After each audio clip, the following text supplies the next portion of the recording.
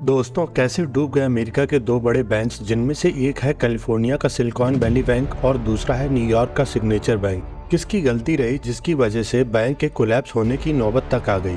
इस वीडियो में हम जानेंगे कि कैसे कोई बैंक गवर्नमेंट पॉलिसी और बैंकिंग रेगुलेटिंग अथॉरिटी से डायरेक्टली या इनडायरेक्टली इन्फ्लुएंस्ड होती है।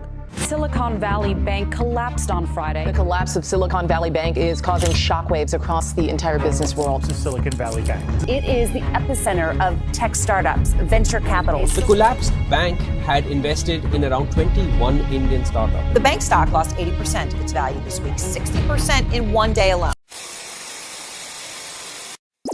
जैसा कि सिलिकॉन वैली बैंक के नाम से पता चलता है, ये bank IT tech startup companies में डील करती है। कोविड के समय जब सारे सेक्टर डाउन थे, तब वर्क फ्रॉम होम से ही सर्विस प्रोवाइड करवाने की वजह से कई टेक स्टार्टअप कंपनियां बूम पर थीं, जिसकी वजह से ये टेक स्टार्टअप कंपनियां काफी फंड रेज कर पा रही थी। क्योंकि silicon Valley bank startup companies को फास्ट और इजी सर्विस प्रोवाइड करती थी, तो मोस्टली स्टार्टअप कंपनियों ने यहाँ पे फंड डिपॉजिट कर दिया ताकि बाद में बिजनेस को बढ़ाया जा सके।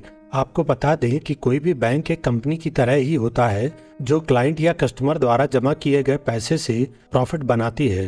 प्रॉफिट बनाने के लिए लोगों द्वारा जमा किए गए पैसे को बैंक कई जगह इन्वेस्ट करती है, जैसे कि बॉन्ड, ईटीएफ, स्टॉक्स या फिर लोन देने में। उदाहरण के लिए मान लेते हैं कि अगर आप 1 लाख रुपए बैंक में जमा करते हैं, तो सेविंग इंटरेस्ट 3% के हिसाब से आपको साल के आखिर में 1,03,000 रुपए मिलेंगे। वहीं अगर आप बैंक से 1 लाख रुपए का लोन लेते हैं, तो 12% के इंटरेस्ट रेट के हिसाब से आपको साल के आखिर में 1,12,000 रुपए देने पड़ेंगे। ये बीच में जो 9,000 का डिफरेंस है, यही बैंक का प्रॉफिट है। हर बैंक की तरह इस बैंक ने भी प्रॉफिट बनाने के लिए पैसे को बॉन्ड्स में इन्वेस्ट किया। अब ये बॉन्ड क्या होते हैं, इसको समझते हैं। जब बड़ी बड़ी कंपनियां या सरकारों को पैसे की जरूरत होती है, तो वो बॉन्ड इशू करती हैं। जब आप उन बॉन्ड्स को खरीदेंगे या फिर बॉन्ड्स में इन्वेस्ट करेंगे, तो आपको एक फिक्स्ड टेन्योर जैसे कि 1 साल या 5 साल तक रेगुलरली इंटरेस्ट मिलता रहेगा, और जब टेन्योर पीरियड पूरा हो जाएगा तो आपको अपना इन्वेस्टेड पैसा भी मिल जाएगा।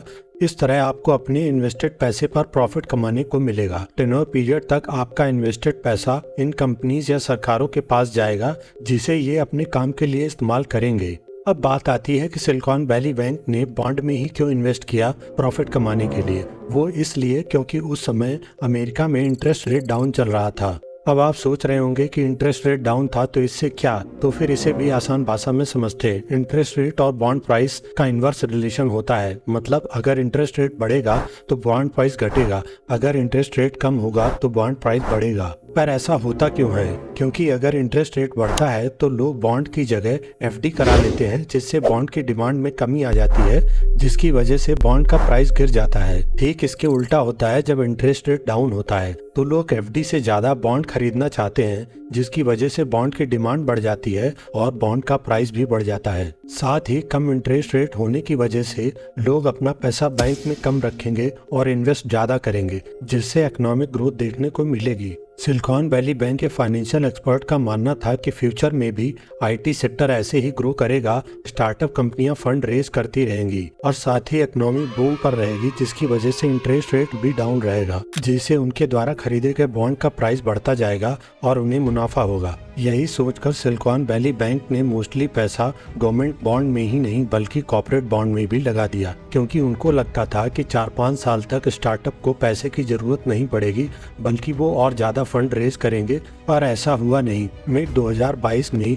मोस्टली स्टार्टअप अपने सैचुरेशन पर पहुंच गए। अब उनके लिए और फंड रेज करना काफी मुश्किल हो गया था, क्योंकि जो कंपनियां पहले बड़ी प्रॉमिसिंग लग रही थी, अब उनका बिजनेस इतना अच्छा नहीं चल रहा था, तो नए इन्वेस्टर पैसा डालना नहीं चाह रहे थे। इनमें से कई स्टार्टअप कंपनी को अपने डे टू डे ऑपरेशन के लिए पैसों की जरूरत थी, तो कई कंपनियों को अपने नए प्रोडक्ट के लॉन्चिंग में पैसों की जरूरत थी। तो ये कंपनियां पहुंच गई अपना पैसा निकलवाने सिलिकॉन वैली बैंक। शुरुआत में तो कुछ कंपनियों को पैसा देने में बैंक को कोई दिक्कत नहीं हुई, क्योंकि हर बैंक एसएलआर मेंटेन करती है। अब ये क्या होता है, इसको भी आसान भाषा में समझते हैं। हर कंट्री में एक बैंकिंग रेगुलेटिंग अथॉरिटी होती है, जैसे कि इंडिया में आरबीआई है, अमेरिका में फेडरल रिजर्व बोर्ड है। फेडरल रिजर्व बोर्ड का एक रूल है कि बैंक अपने यहाँ जमा हुए पैसे का कुछ हिस्सा फेडरल रिजर्व बोर्ड में रखेगा। इस हिस्से को CRR यानी कैश रिजर्व रेशियो कहते हैं। ये पैसा फेड इसलिए रखवाती है ताकि इकोनॉमी में डॉलर की लिक्विडिटी कंट्रोल की जा सके और इन्फ्लेशन कंट्रोल किया जा सके, क्योंकि अगर CRR ज्यादा तो फेडरल रिजर्व बोर्ड के पास पैसा ज्यादा रहेगा और मार्केट में लोगों के पास पैसा कम होगा,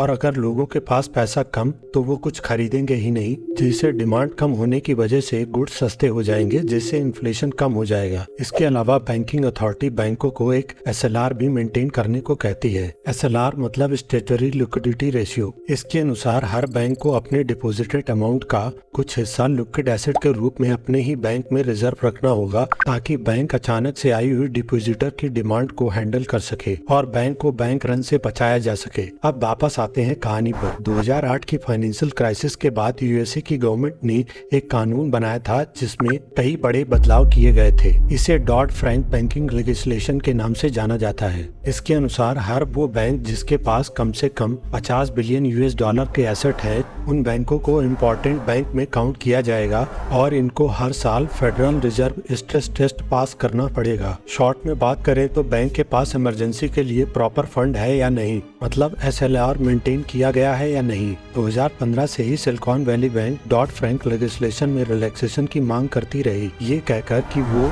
एक मिड साइज्ड बैंक है और उसे कोई सिस्टमैटिक रिस्क नहीं है, इसलिए उनको 50 बिलियन US$ के थ्रेशोल्ड में नहीं डालना चाहिए। सिलिकॉन वैली बैंक की इस मांग को ट्रम्प गवर्नमेंट ने रिलैक्स करते हुए छूट दे दी, जिससे वो एनुअल चेकअप से बच गई। जिससे SVB के पास अब ज्यादा पैसा था इन्वेस्ट करके प्रॉफिट कमाने के लिए, जिसका खामियाजा आने वाले दिनों में बैंक को भुगतना पड़ा। जब कई कंपनियों को अपने पैसे की जरूरत महसूस हुई और वो अपना पैसा निकलवाने बैंक पहुंची। एक लिमिट तक तो बैंक कंपनियों को पैसा दे पाई, पर जब कुछ ज्यादा ही कंपनियां अपने जमा किए पैसे को निकलवाने पहुंची तो बैंक को अपने बॉन्ड को बेचना पड़ा। अब चूंकि फेडरल रिजर्व बोर्ड को इन्फ्लेशन कम करने के लिए इंटरेस्ट रेट बढ़ाना पड़ा, जो धीरे धीरे अप्रैल 2022 में 0.33% से बढ़ता हुआ दिसंबर 2022 तक 4.10 तक पहुंच गया, जिसके कारण बॉन्ड के प्राइस में गिरावट आ गई, जिसकी वजह से बैंक को 1.8 बिलियन US$ का घाटा उठाना पड़ा। लेकिन इसके बावजूद भी जब इमरजेंसी मीट नहीं हुई तो बैंक ने अपने स्टॉक्स की सेल की,